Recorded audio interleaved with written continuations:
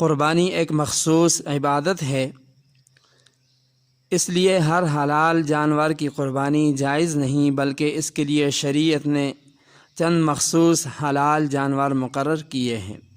مثلاً اونٹ اونٹنی ہے، گائے بیل بھینس بھینسا ہے،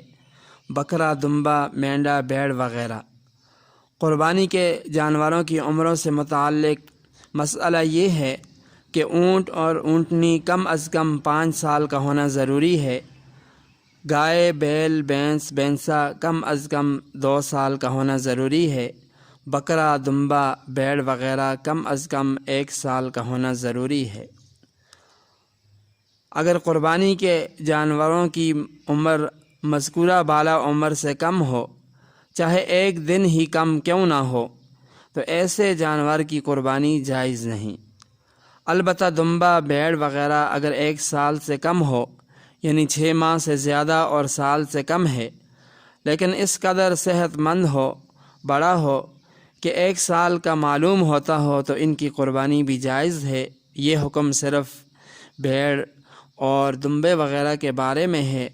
بکری اور بکرے کے بارے میں یہ حکم نہیں ہے، بلکہ اس کے لیے سال بھر کا ہونا ضروری ہے۔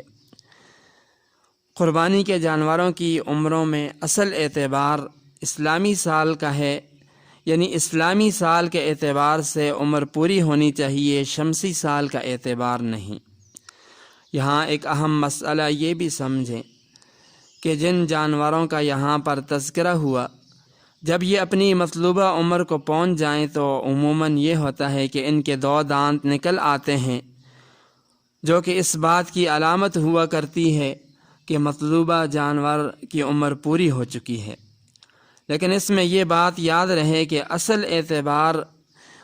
قربانی کے جانوروں کے اندر اصل اعتبار عمر کا ہے، 2 دانتوں کا اعتبار شرعاً نہیں ہے۔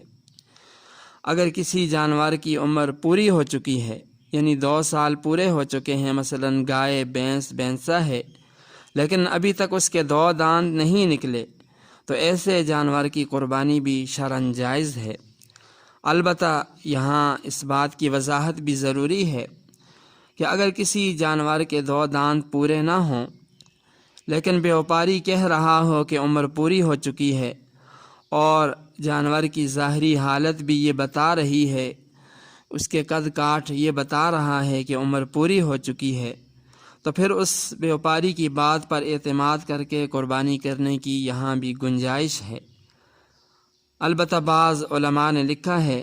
کہ جب تک بیوپاری قابل اعتماد نہ ہو تو صرف اس کی بات پر اعتماد نہیں کیا جا سکتا، بلکہ اس معاملے میں کسی ماہر کی رائے لینا بھی ضروری ہے۔ یہ بصورت دیگر کسی قربانی کے لیے کسی ایسے جانور کا انتخاب کیا جائے جس میں کسی قسم کا شک شبہ نہ ہو۔ یہاں ایک اہم مسئلہ یہ بھی سمجھیں کہ بعض لوگ وہ یہ سمجھتے ہیں کہ بھینس اور بھینسے کی قربانی جائز نہیں۔ ایسے لوگوں پر تعجب ہوتا ہے کہ ایک طرف تو وہ منوں کے حساب سے بھینس کا دودھ پی جاتے ہیں، ٹنوں کے حساب سے گوشت کھاتے ہیں، اور دوسری طرف کہتے ہیں کہ بھینس کی قربانی جائز نہیں۔